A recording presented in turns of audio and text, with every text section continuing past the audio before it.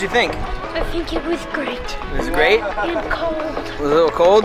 Towel, buddy? And I'll pass you your towel if you want it, if you're ready. cold. Ready for your towel? Yes. All right.